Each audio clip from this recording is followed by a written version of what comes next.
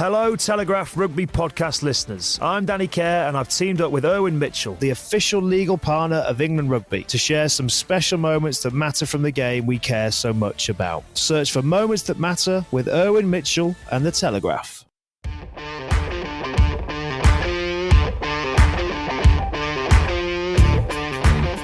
Hello everyone. This is the point where Barry Manilow's Looks Like We Made It would start playing, but the copyright costs are extortionate. So instead, let's just appreciate that we've all made it to the end of the 2023 Rugby World Cup in one piece. Well, just about. I'm Ben Coles, joined as ever, and for the last time in 2023, unless we have to break the glass and do another emergency podcast, I'm joined by Charlie Morgan. How's it, Charlie? Hi, Cola. And by Charles Richardson. Salut, Charles. Hi, Ben. Gents, don't be sad it's over. Smile because it happened. Charlie, how was Paris? You were there. Tell us about it. I was. The weather was gloomy, but I was absorbed by the final. So yeah, the kind of finished on a fittingly tense note, didn't it? And yeah, the kind of the Sunday and the Monday, I was there for a lot of the Monday too, was obviously certainly a little bit gloomier. Well, given the weather one, but also the feeling that everything was, all the energy was sort of dipping after the tournament. But yeah, great overall. Controversially, can I say that I'm happy it's over? No, I think that's fine. I think that's the general. I am happy it's over. Racism storm, referees getting death threats. No more. Get me back to the stoop. Yeah. The stoop is ready for you whenever you want to return to the stoop. It has felt. I was doing like a recap awards piece on Sunday and Monday, and I completely forgot that we had a Ryder Cup in the middle of all this. Like what seemed like? Do you remember that? That was in the pool stages. Like it has been an extraordinarily long tournament. Charlie, in terms of South Africa, we're going to do a deep dive into it, but just to sort of tee us up, can you give us an idea of what it was like sort of post-match, sort of being in the press conference and around, seeing the scenes afterwards and the players kind of soaking in what they'd achieved? Well, I think it took them a while, and it certainly took them a while to get through the mix zone. That sort of started at 1 a.m.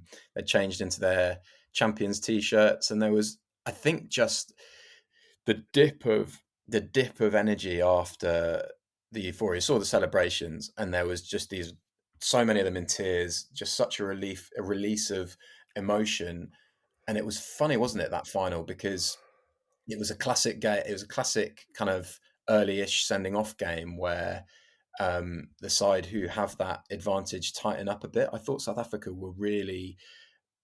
didn't get the points for how controlled and muscular they were at the start, and how rattled really that they had New Zealand. New Zealand were phenomenal. But yeah, jubilation certainly, but sort of this feeling, I think, like we've just spoken about, that it was such a long, draining tournament that seemed to did go through different seasons. Adaptability. I've written somewhere that adaptability in World Cups are never more true than in this one. And just, elation to get over the line, but I think exhaustion too. It's been a whole World Cup of teams just not quite leading by as much as they probably should be. Think about France against South Africa. Think about England against South Africa when they could have potentially killed it off. And then, what was it? 12-6 at half-time to South Africa when it felt as though they'd completely dominated that first half. Charlie, did Trevor Nyakane dance into the mix zone is a question I have to ask, because he's a great mover, and I'd love that if he did.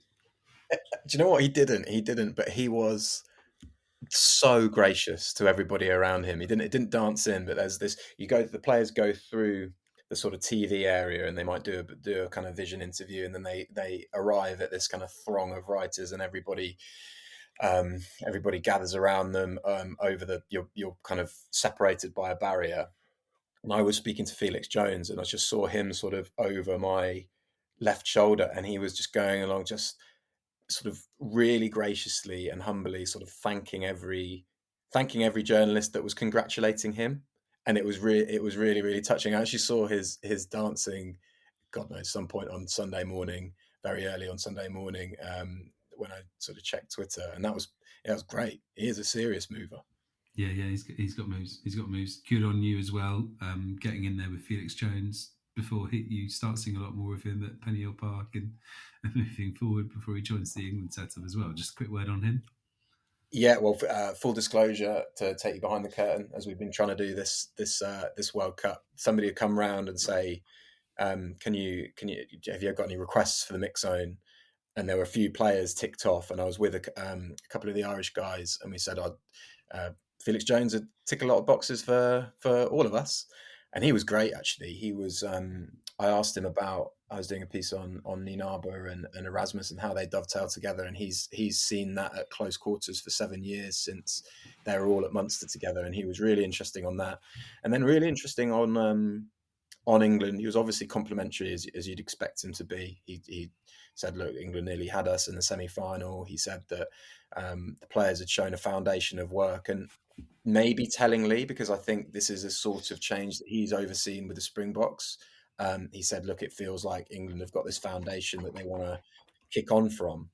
And then just lastly, I don't think it's made print anywhere or the website anywhere, but somebody asked him, Will Kelleher, the Times, I think, asked him what's bringing him back.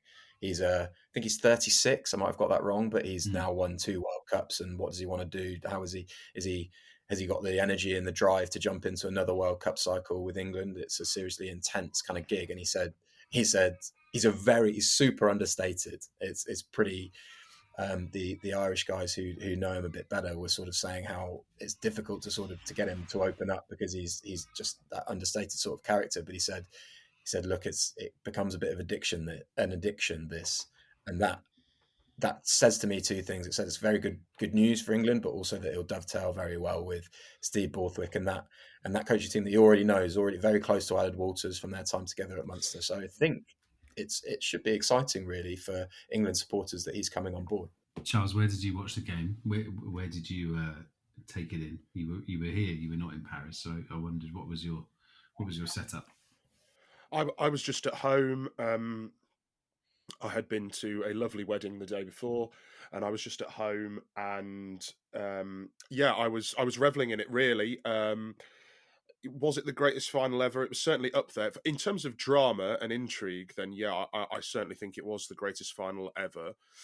Some of the rugby was also outstanding, but it's just, I don't know, I can't quite reconcile the fact that there was a red card and a yellow card that maybe could have been a red card that sort of tainted it, really, and it will always be tainted by that. So I'm unsure. The jury's still out for me on that one, but it was still, regardless, it was still a tremendous game and a tremendous victory for the Springboks. And I really did think New Zealand were going to nick it, even with 14. At half-time, I still felt that New Zealand, if one team could come back and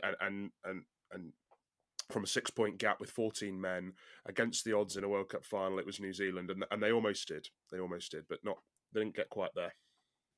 Are you disagreeing with my referee reaction piece, which I had to write in the moment, about whether the yellow card was the right call? Because I felt quite bullish about that. So my thought would be that I think that Wayne Barnes got them right on the night. However, it comes back to the Tom Curry, Malia, and Carreras comparisons that we made from the opening weekend, whereby as a casual fan, or even as a sort of more invested fan, is rugby, the laws of rugby, in a healthy enough spot whereby one of those tackles is a game ending and game changing red card, and the other is a yellow, because really the difference in the 2 actions is so minimal. And the outcomes, really, both players should have left for an HIA, let's be honest, because neither did. That's a separate point entirely. But both players should have left for an HIA, so there was significant impact to the head. Both players made clear head contact, and I'm just not sure that rugby is in a sort of a reasonable and rational and logical space with its laws and interpretations around headshots if one of those is red and the other one is yellow, especially where it's basically deciding the game in a World Cup final. I thought so. Two things. I thought that Alan Tyer's piece on it as a sort of, I think it's really valuable sometimes for rugby to get an outsider's perspective. That sounds really superior, doesn't it? But somebody that isn't maybe necessarily as embedded in the game as other people who are thinking about those things. That's a really good piece on our website.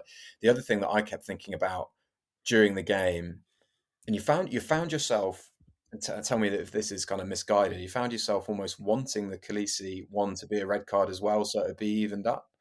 And but that called to mind what JP Doyle said on our podcast earlier in the tournament, where he's saying, if you, on the face of it, a lot of these things look very similar, but when you think about the decisions in isolation, they're like snowflakes because they're all so different and made up of so many different parts.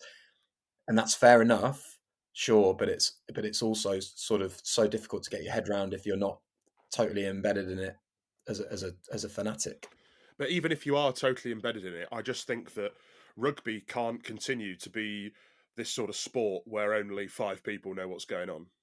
It's not good. It's not good enough for World Rugby to turn around and say, "Oh, these were all the correct decisions, and we believe so. Interior, we think so. Our 10, our 10 group of officials and their leader think that all the right decisions were made. So that's the end of it." I'm not sure that's good enough, and I'm not sure that's the way that rugby grows, frankly, because I know that the two incidents were different, and there were obvious, what for starters, Kolisi was bent at the hip, whereas Sam Cane wasn't.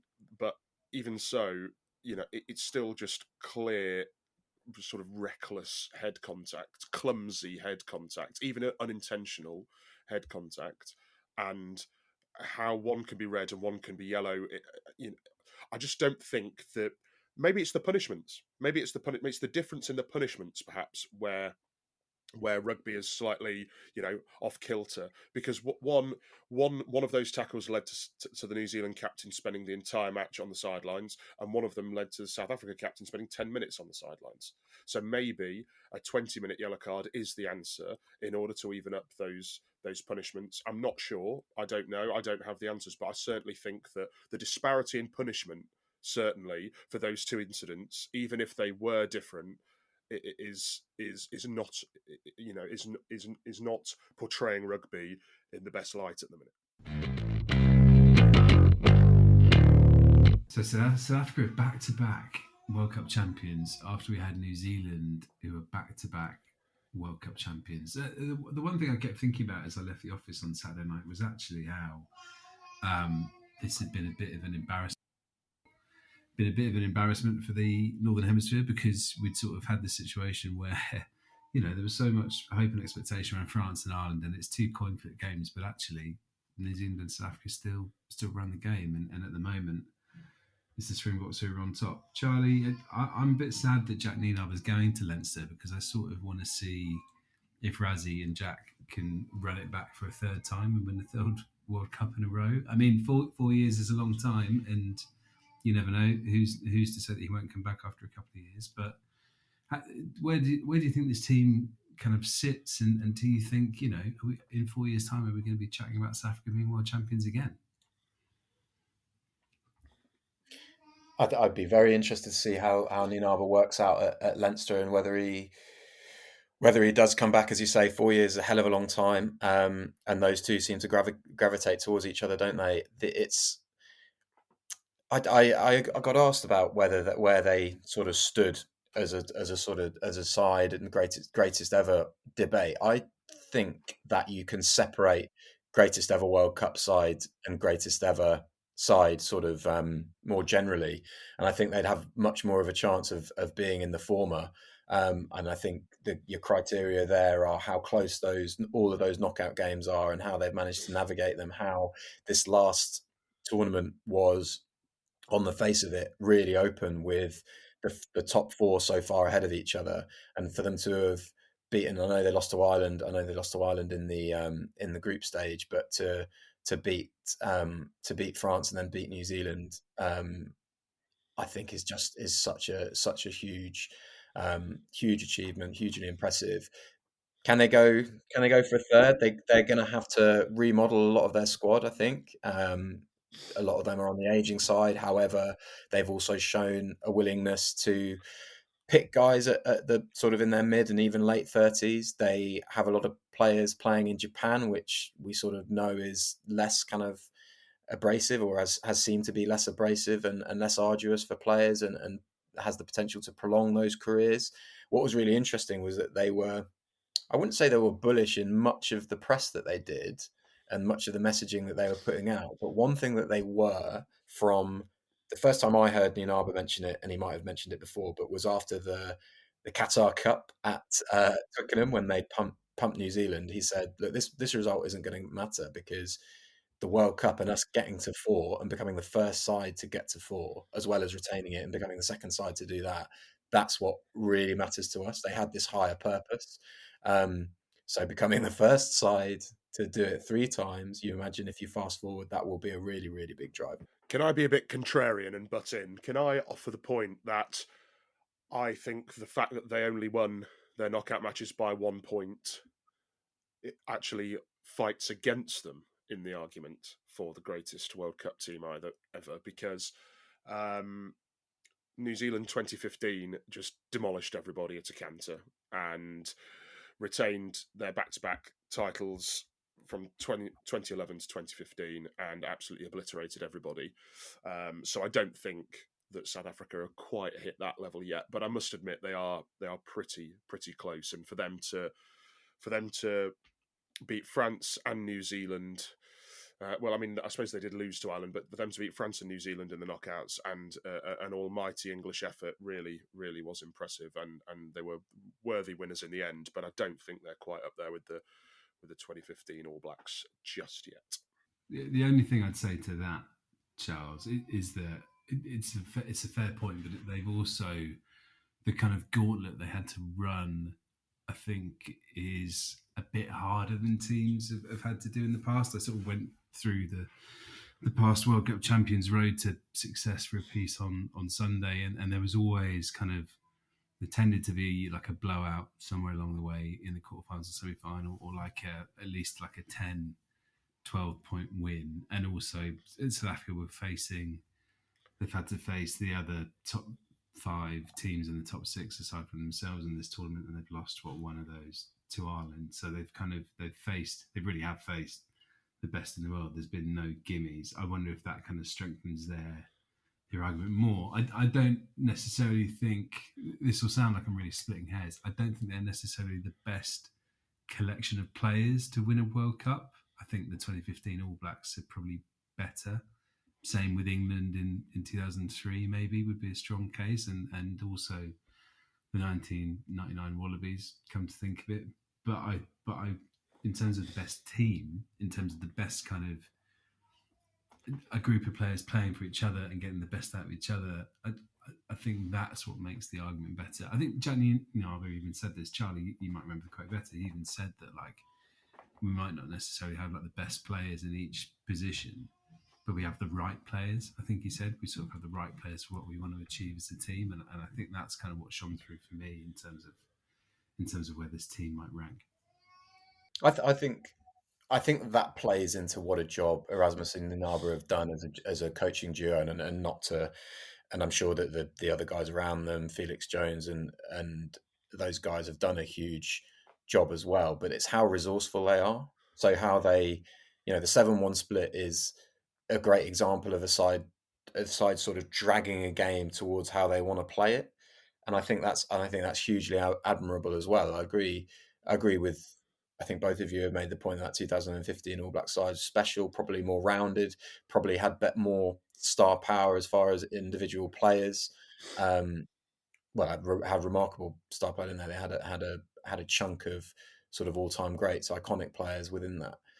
But I just think in World Cups, they are just such a weird, isolated ecosystem where for 2 months it feels like anything can happen. And I think navigating that, and I agree with Ben, the difficulty of South Africa's run, in contrast to the difficulty of their run in 2019. Actually, in 2023 they had a much more difficult route, and to navigate that just speaks volumes for their adaptability, their resourcefulness, and actually the sort of innovative tweaks that they've made along the way.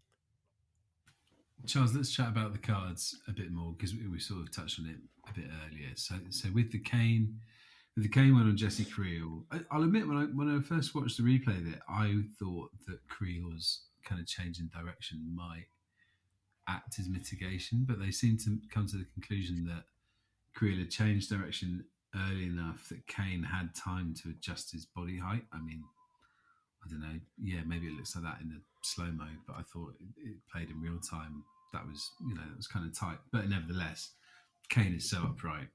It's clear head contact. It's not a lot of mitigation. Like, I can't see a way around that being a red, really. Can you? No, not at all. It was Stonewall, I think. It was Stonewall, and I think as soon as I think he might have known as well. He didn't look like a happy man sat on that seat, the plastic seat chair of death on the sidelines, yeah, you're absolutely right. I mean, he was too high. A change of direction does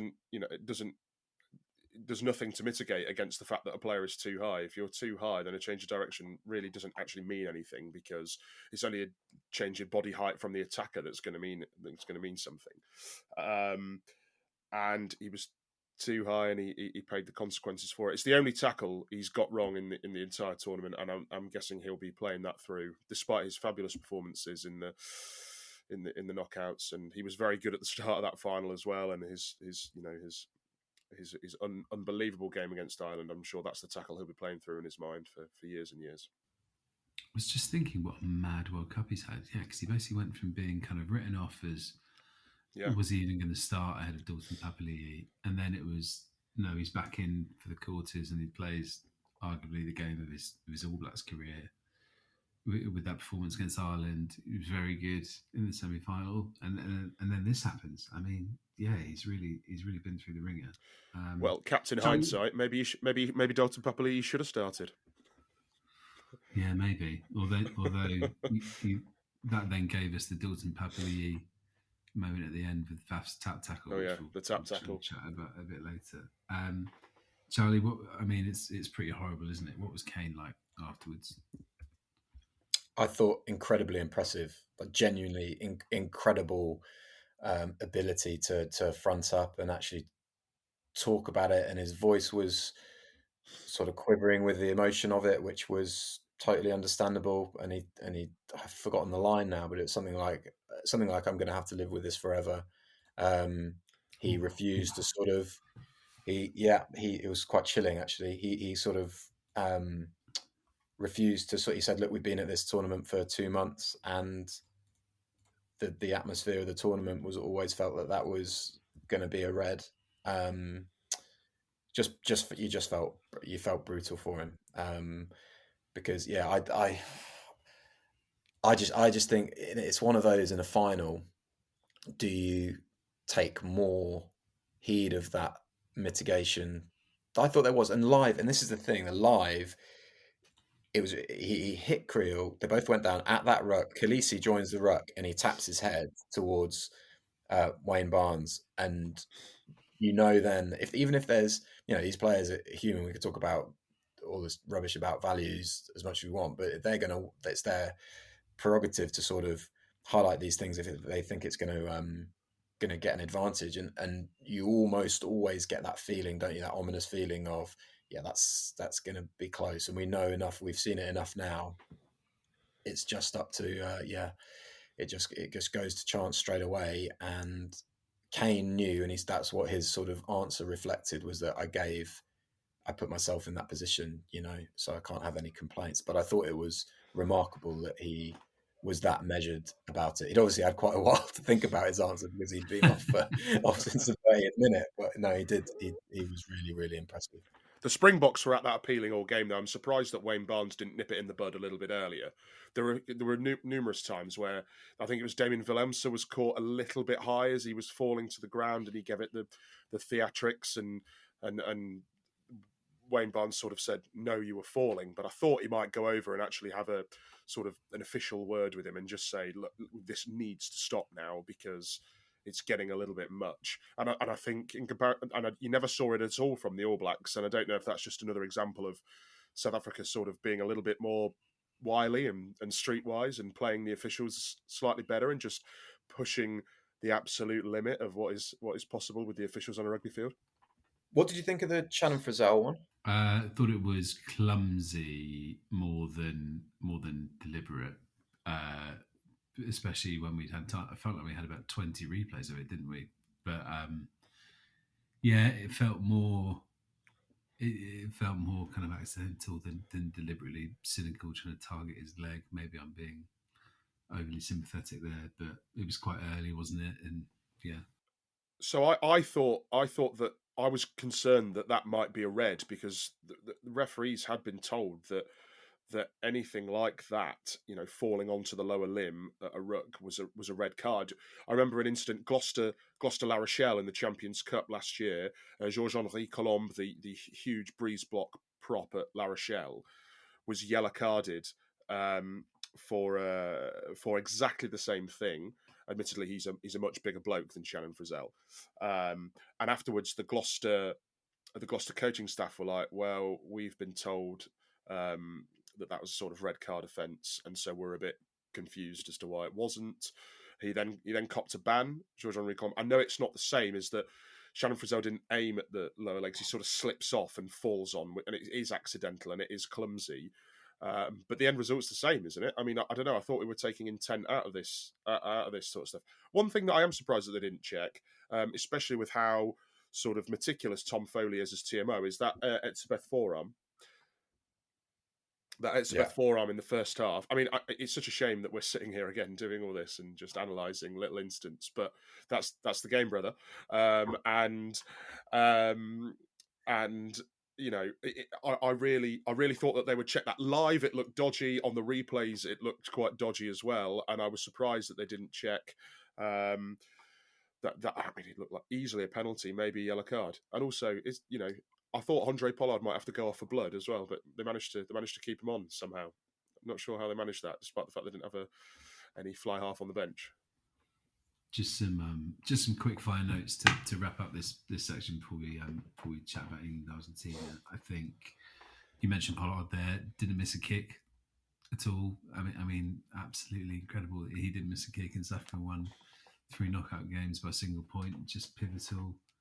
I had to look up Dion Ferry's last start at hooker just out of interest. It was 2018 for Leon, so he'd gone a good 5 years between kind of doing, actually being a hooker. I mean, there seemed to be a bit of confusion because he was listed as a back row, and people didn't realise that he had actually spent a lot of time playing hooker in his career, whether he could do it, but he certainly was, rusty and hadn't done it for a while outside of starting against Romania, I want to say, in the group stages. So I thought that was sensational.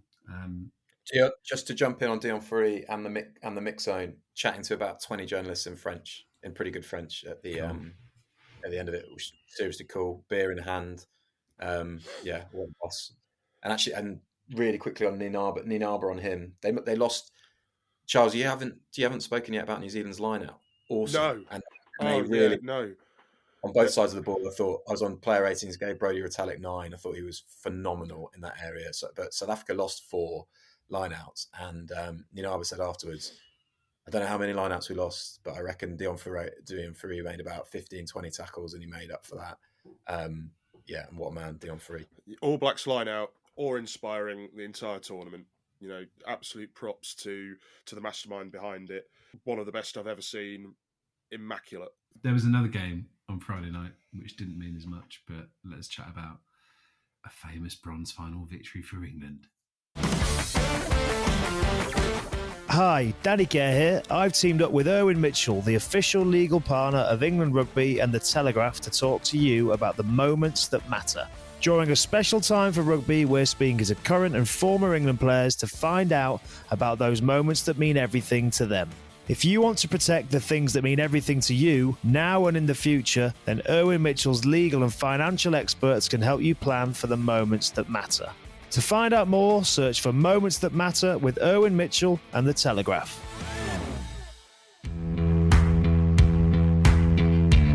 Charlie, England are the 3rd best team at this Rugby World Cup. It's a fact, isn't it? Just, better than France, better than Ireland. no, listen. It was an interesting game in terms of the first half wasn't the best. Second half got a bit lively and actually, quite enjoyable at the end. What was it like being there? What's it like being at a third place playoff? Must be. I think I did it for South Africa, Argentina in 2015. Actually, I did because I had to look up if I'd actually attended it, and I found a match pool that I did for another newspaper.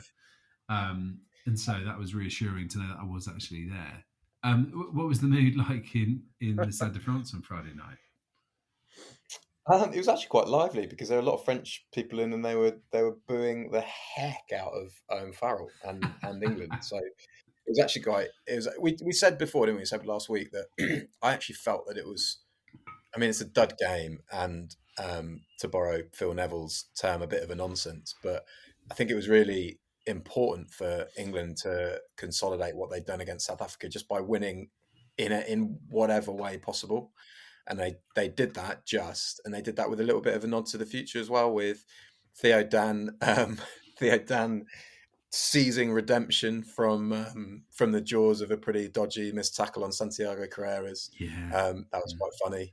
He was also probably pretty lucky not to get away with whacking. I think it was Juan Cruz Malia over the line.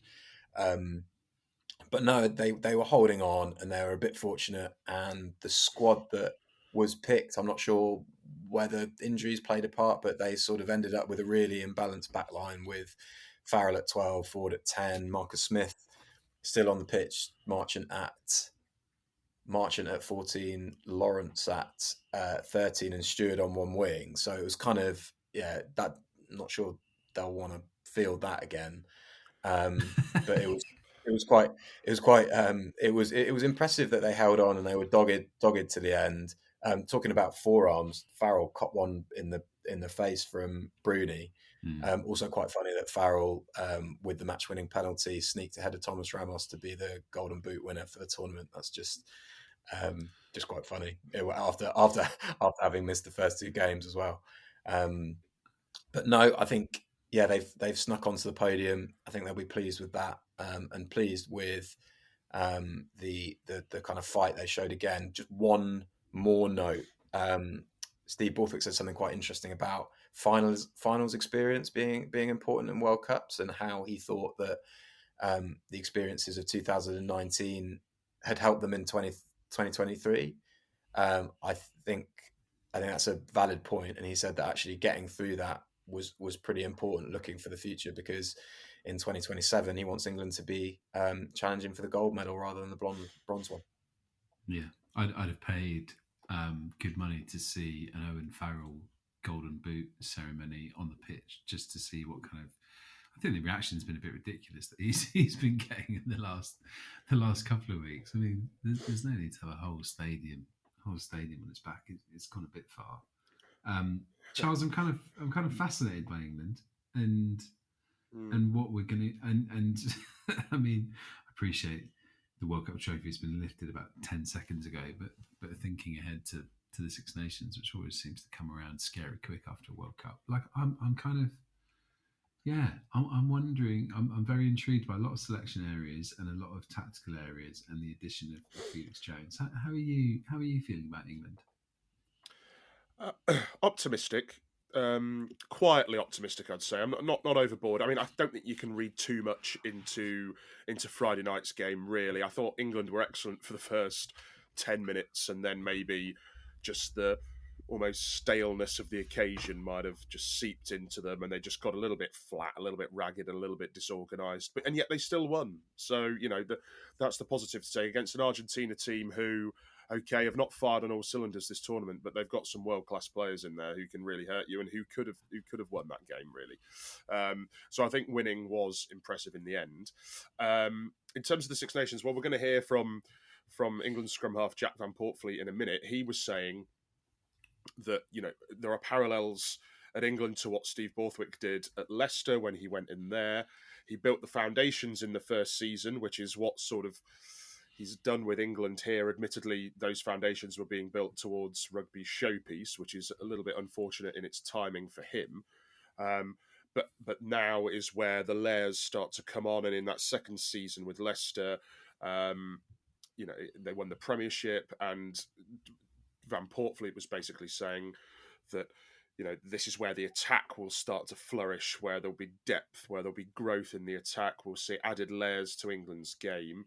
And it's about finding the balance. They're not going to lose the ethos of what made that South Africa performance so brilliant, the physicality and, to be honest, the kicking and the kick chase. They're not going to lose that, but maybe they might be able to just have a few more strings to their bow to finish off some of those half chances that they had against the Springboks. And I think that is now the 4-year goal. Do they have the players to do that? Now, that's a separate debate. I certainly think they have some. I think the front row, in terms of depth, is an area of weakness that has been identified by the RFU and is being worked on. I think elsewhere they are strong. They have at least one or two class players in every position that might just need a little bit of experience, a little bit of time.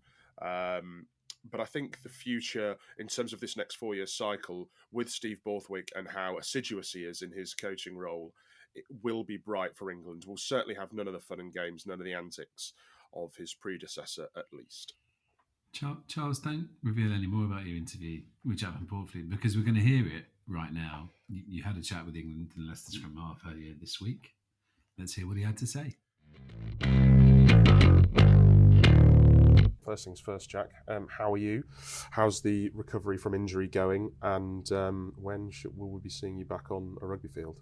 No, I'm good, thank you. Yeah, I'm good. It's been funny few months, bit different, not what you intended, but no, it's been good. It's been good to come back to Tigers, crack on with my rehab and things here, and just slowly progressing that week on week, and had some good bits sort of this week and today on testing, progressing on track. So hoping to be back in the new year sometime. Sort of early into next year, hopefully I'll be back playing and getting a few, back for Tigers in that sort of time period. And what does that rehab entail? Is it quite tricky with the nature of the injury that you've got? It was due to be about 4 months, the injury, with the ligament damage I did, just ripping them off the bone and things. But the issue came was when I ripped all the ligaments off the bone, then I sort of broke off a load of cartilage and a load of the sort of bits of bone as well. So that's caused a sort of complication bit as well. And just with the new cartilage I've had put in, I can't really impact that for a while. So it was due to be 6 months. I'm hoping to make that a little less, but that's sort of where we are at the moment. And what was it like? Just talk us through the sort of past few months on an emotional level in terms of when the injury happened in that Wales warm-up match, and to now, and watching England get to the semi-final, while finishing third, securing that bronze medal. Yeah. Has it been a bit of a whirlwind for you? Watching the games for England has been hard. Yeah, really hard. It's weird. Like, you almost thought before the tournament happened, watching the tournament, you think, like, if they didn't do well, it would almost feel better for you. But then watching them lose the semi-final and going so well before that, and building week on week, and with a few dips in performances, but the way they kept building week on week and things, and then to the heartbreak at the by 1 point South Africa was just, I found it tough, like, to process. I felt so bad for all the boys, like all the lads that you've worked so hard with over the summer. You just feel that, felt so bad for them, and I felt their pain almost. So it definitely wasn't easier not seeing them. Was it harder or easier for you with the fact that your replacement in the squad came in and basically grabbed the shirt? Does that make you feel almost more concerned, or does that give you extra motivation for sort of what's to come in the future? I mean, obviously he came in and Alex Mitchell was excellent. Did you sort of think, oh, that's sod's law, or did you think, oh, okay, well then this is giving me something to work towards for when I'm back? No, I think as soon as I knew I couldn't play the World Cup, I was just devastated not to be going to the World Cup. I wasn't angry that someone else is taking is playing instead of me. I wasn't angry that I wasn't annoyed that or like frustrated that Mitch came in. I was happy for Mitch. I get on really well with Mitch. He's a great lad, and I was pleased to see him do well because I want to see the team succeed. And with him starting at 9, you want to see him go well and do well for the team. I think for me now, it's given me a great challenge to come back and push and try and compete back for that 9 shirt. And that's sort of big picture. Yeah. And I've been really trying to have the big picture in my mind and trying to push as hard as I can to get back. My target is to try and get back and playing for the Six Nations and try and get a few games under my belt before the Six Nations to sort of prove myself to get back in that squad. But that's my long-term goal, and that's always in the back of my mind. But I've just got to be ticking it off week on week or like day by day here. The small little wins I can take and keep positive that way, because I think that was the hard bit at the start. I was really thinking so long ahead when you're just sat at home not doing anything. You're looking so far ahead that then you almost get lost in it, and then you start to feel like down and bad about it. But you just take it day by day and week by week. You're ticking off all the good things and you're staying a lot more positive. Has that been the sort of messaging that's come from the England coaches, and not just them, Dan McKellar here as well? Has that been what they've sort of been saying to you with regards to the progression? So after the injury, Steve was really good. He sort of really felt for me and things, and then he was really good at setting me targets and things early doors about where he wants me to see if I can target getting back for the Six Nations in those areas and competing around then and that playing around then. And he sort of challenged and just been really supportive ever since. He's been, even though he's had so much on his plate with the World Cup and things, he's been constantly messaging me and keeping in touch, and so have all the Indian coaches, which has been brilliant. And Dan's been awesome here as well. I think he understood. I think at the start I said that I just wanted to just crack on with my own stuff just to begin with and get comfortable with the injury and pushing forward in that. And then when I'm ready, I'm happy to help out with the team stuff and help the team and like reviewing games and pushing forward. And he was brilliant at accommodating that. And they've all been fantastic here. The whole rehab and S&C have been brilliant, and the coaching stuff have been class to help me out, and been really good at accommodating me with being around the boys still and keeping positive. And given your position in camp before the tournament started, you've touched on it already, how heartbreaking that semi-final loss was to South Africa. Yeah. How would you rate, sort of, not necessarily a score out of 10, but how would you rate England's tournament as a whole? Do you think that they exceeded expectations, or do you think the bronze medal was about right in terms of, obviously Steve only had the reins for less than a year, and to get them to the bronze medal is a pretty decent achievement, really. And obviously you had the nadir of that loss to Fiji beforehand. How do you sort of rate it? I think it's a hard question. I think I think what showed in the South Africa game especially, and is the quality within that squad, and no matter whether it's and Steve touched on it at the end of the game, that the amount of boys we had under the age of 25, I think it was, compared to South Africa and things, and in the squad compared to them, and I think the potential and the capability of that squad, it was shown in that game, and I think through the whole of summer we had such a belief in a belief that even though, and I was only there for the first 2 one-week games, and even then they weren't what we wanted them to be and as good as we wanted them to be, but there was always that belief is we were all pulling in the right direction, and we were pushing and getting better. And I think the performances and the sort of team ethos that Steve's building at the club, at England is brilliant. I think it's only building.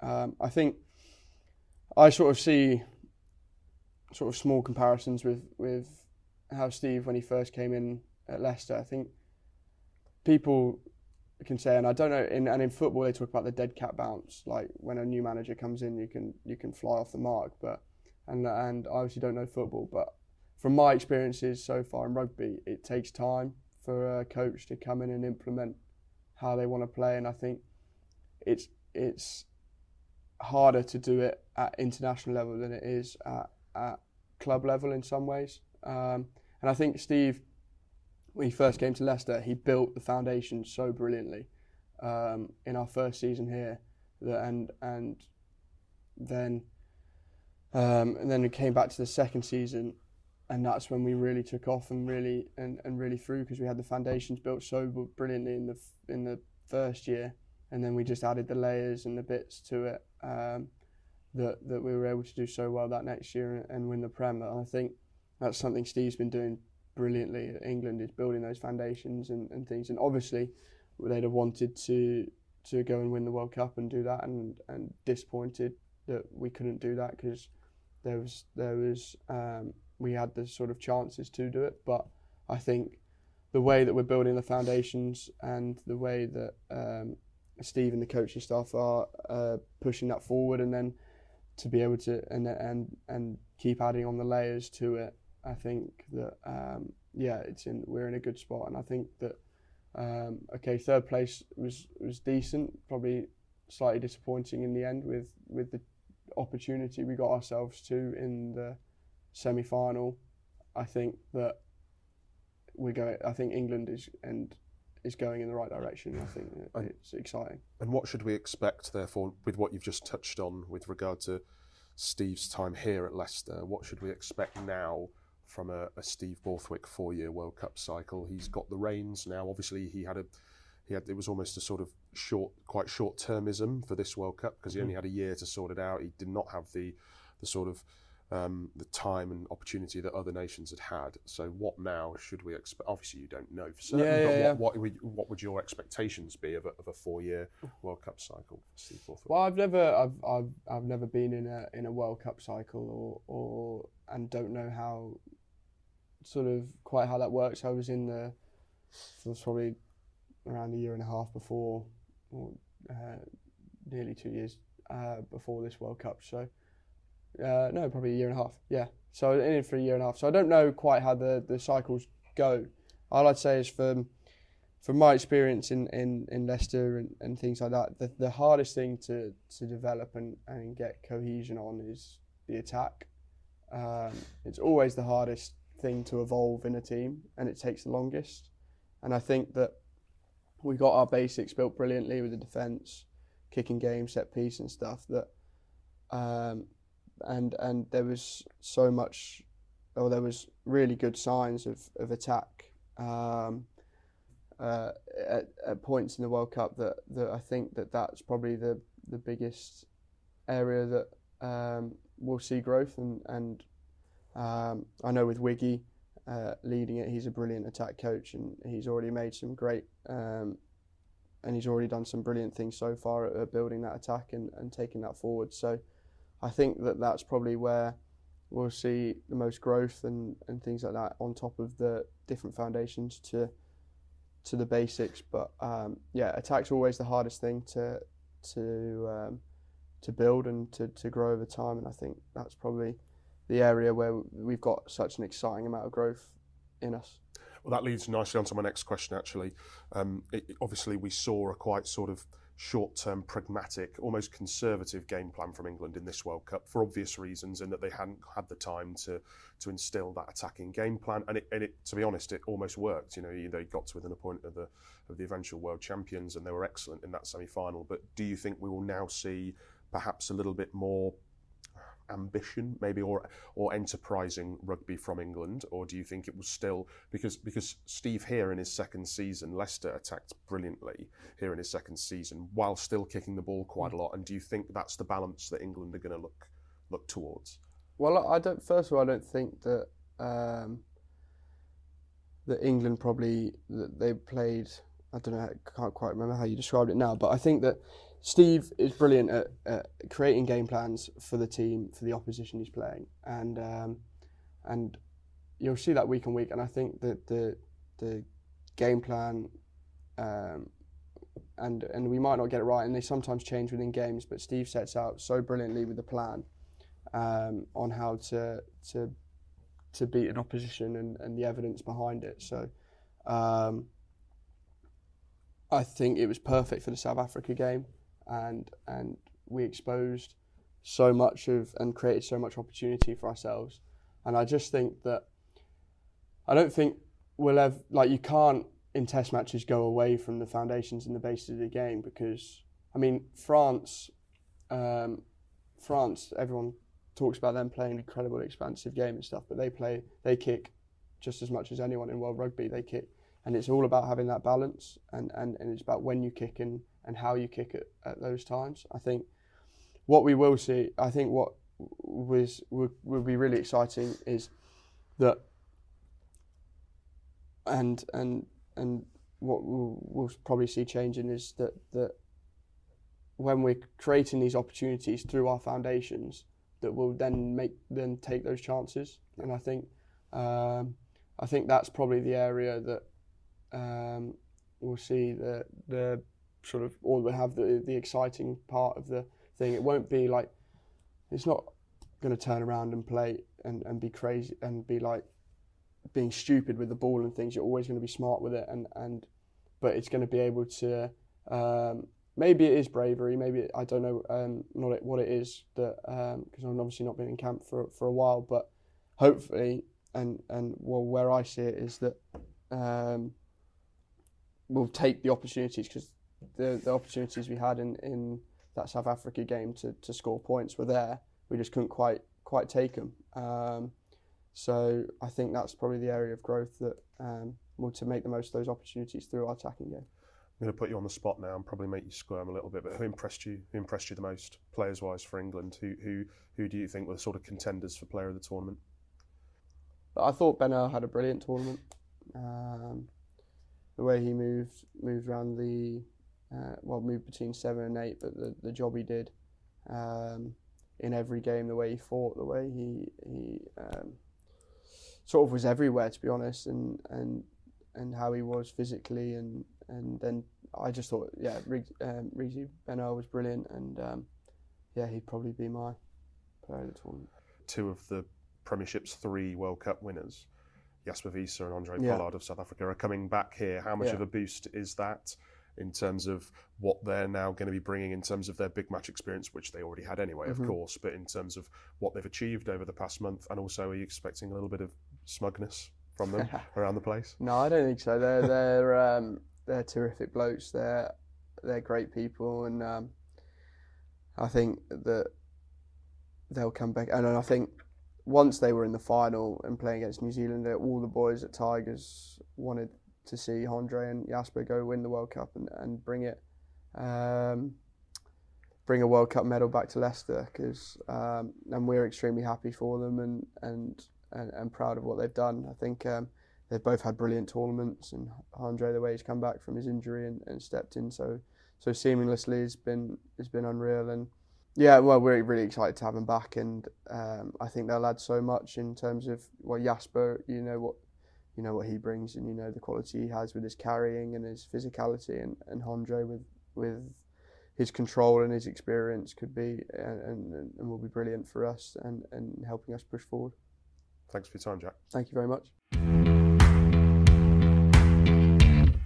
Well, mere hours after Siya Kolisi had lifted the World Cup trophy, we had news of a resignation filtering through from Australia, which is that Eddie Jones has stepped down as the Wallabies head coach. It's been a pretty disastrous Rugby World Cup campaign. Wins over Georgia, wins over Portugal, losses to Fiji and Wales, and knocked out in the group stages. He was brought back with a vision for a big kind of 5-year plan, given that Australia hosts the British and Irish Lions in 2025, which right now looks like it's going to be a colossal mismatch. And then because Australia are hosting the World Cup in 2027 as well, so the brief was to get the Wallabies ready for 2027 for this next cycle. It hasn't worked out. Eddie's gone. He went out with a fantastic quote to the Sydney Morning Herald on Sunday. Sometimes you have to eat something for others to eat caviar further down the track, which I thought was quite quite a light-hearted way of trying to make the most out of a desperate situation. I mean, Charles, what happens now with Australian rugby? Are they in a better shape without him? Could you see what he was trying to achieve by taking a young side to the World Cup, even if he maybe overdid the selection slightly? Yeah, I actually can. And you know what? When he selected that squad, it obviously jarred and it was strange. It felt strange. But then his justification for it was that he's building a squad for the Lions Tour and for the World Cup in 2027.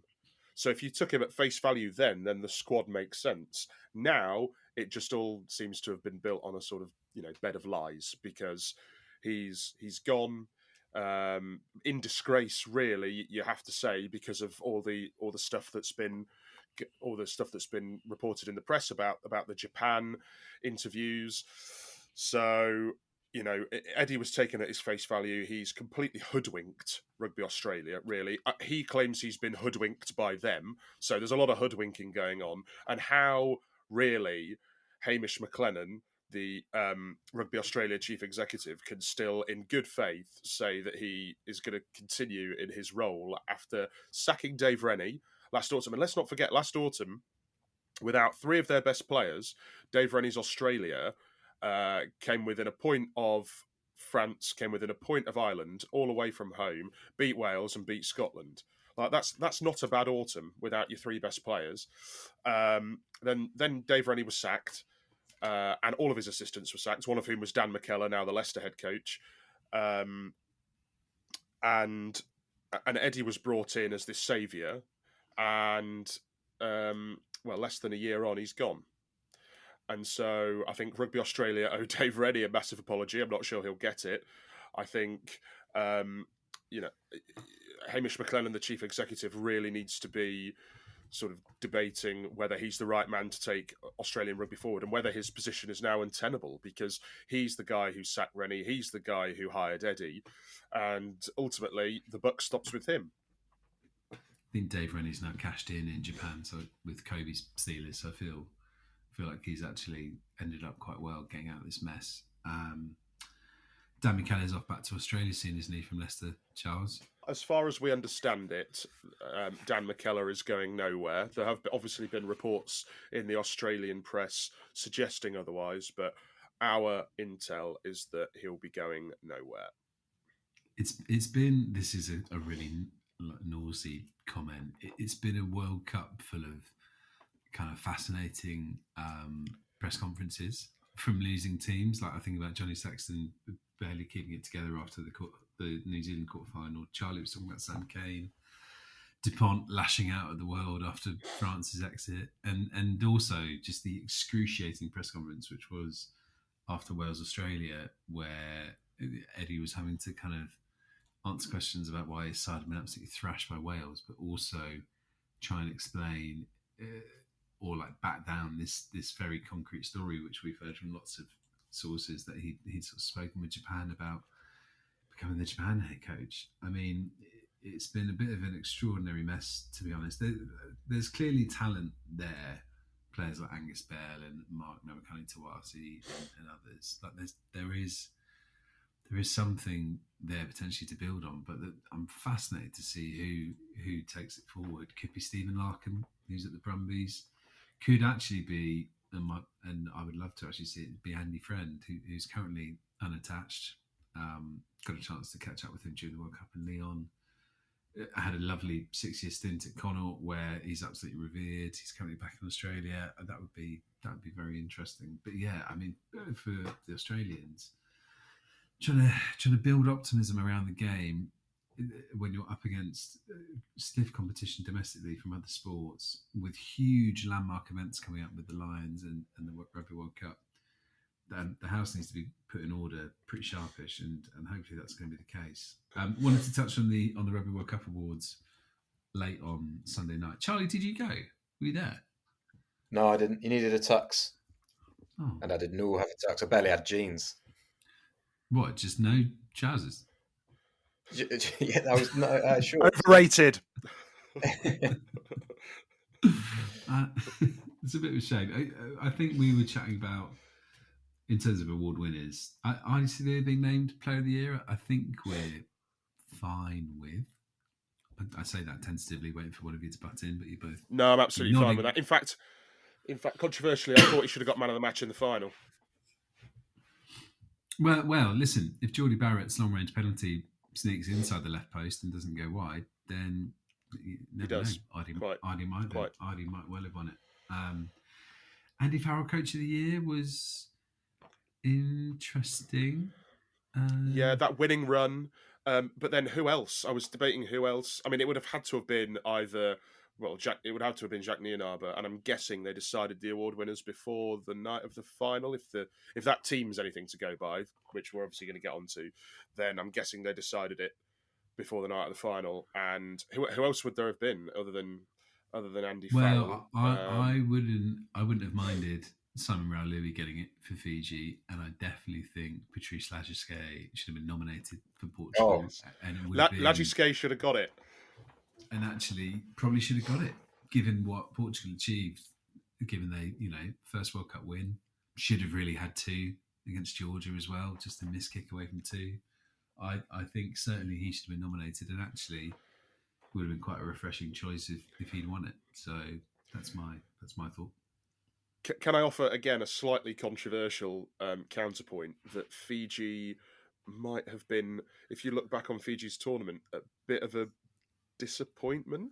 No, I was going to say I think a nomination for Raului was deserved. I think for what they achieved. I don't necessarily know if he would have won it. It's such a shame he stepped down, because I kind of want to see where Fiji were going to go with him in control.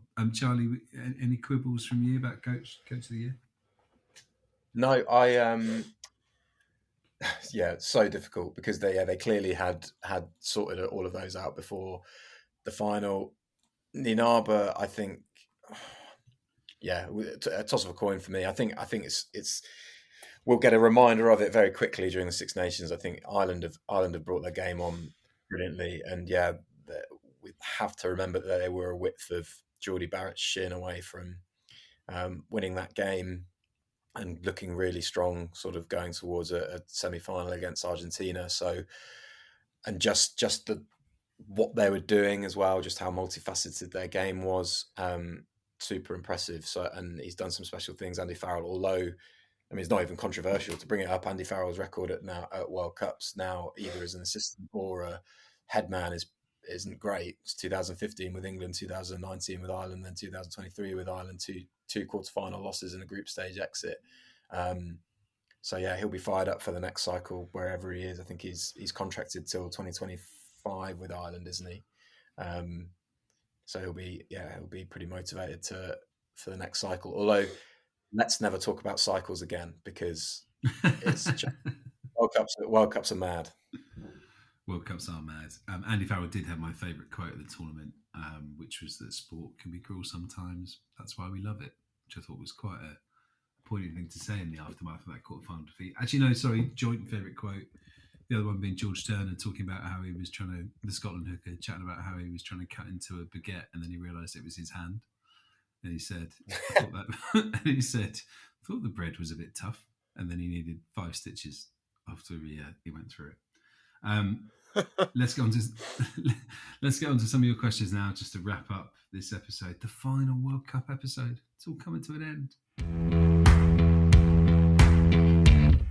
Okay, then, your final questions. Thank you ever so much for all of your contributions and comments and tweets. Can we still call them tweets?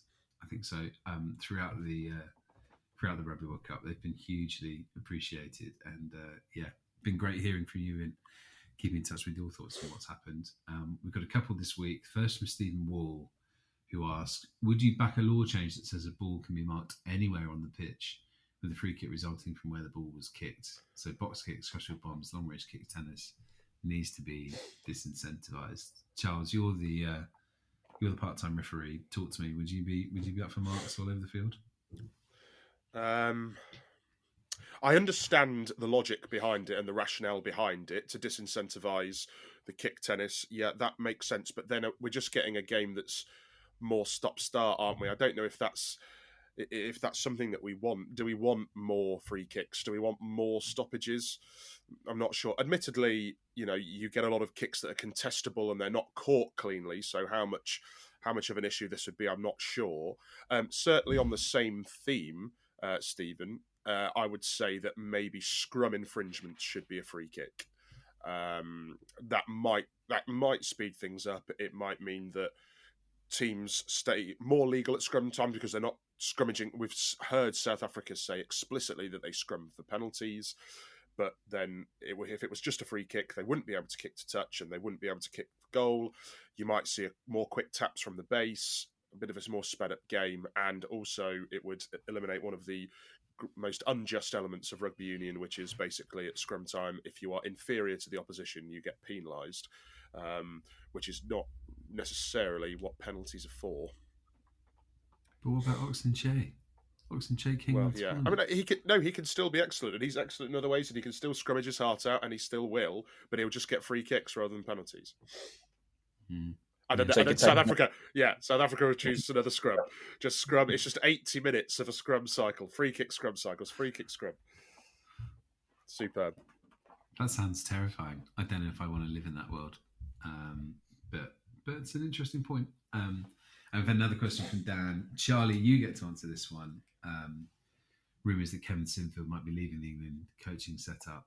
Should Steve Borthwick be looking for a more experienced coach for their attack? I mean, how's the England coaching setup going to look?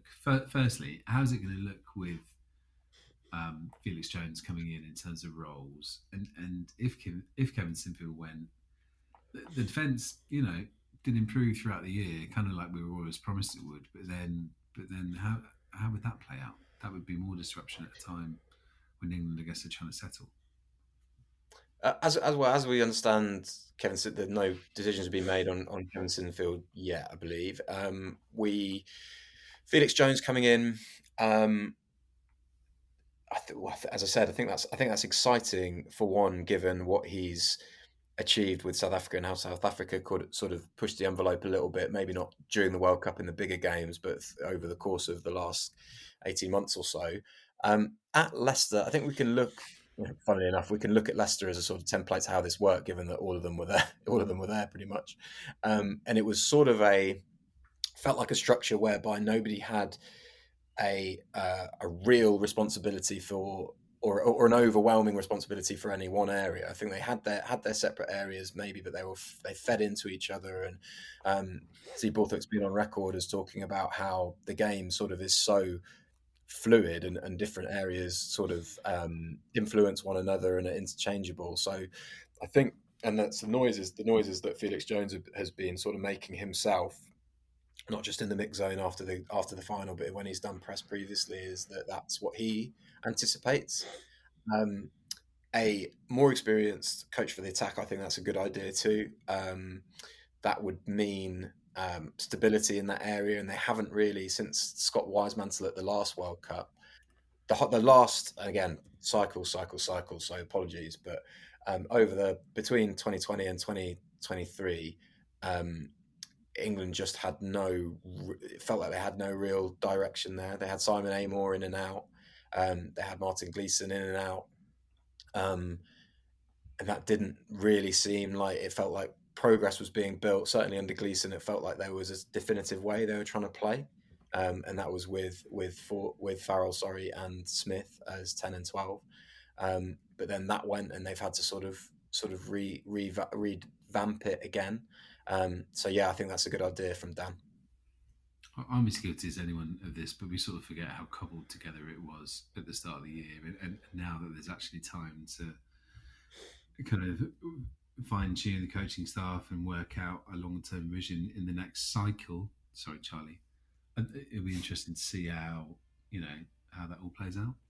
Right, that's it for today. It's it for the World Cup. Thank you, Charlie. Thank you, Charles. And a big thank you to Jack van Poortvliet as well for speaking to us this week.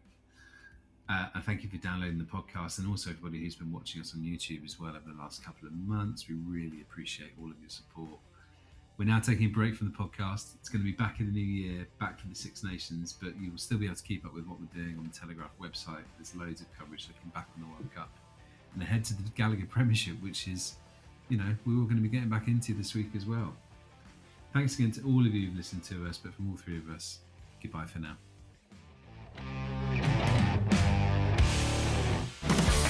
Hello, Telegraph Rugby podcast listeners. I'm Danny Kerr, and I've teamed up with Erwin Mitchell, the official legal partner of England Rugby, to share some special moments that matter from the game we care so much about. Search for Moments That Matter with Erwin Mitchell and the Telegraph.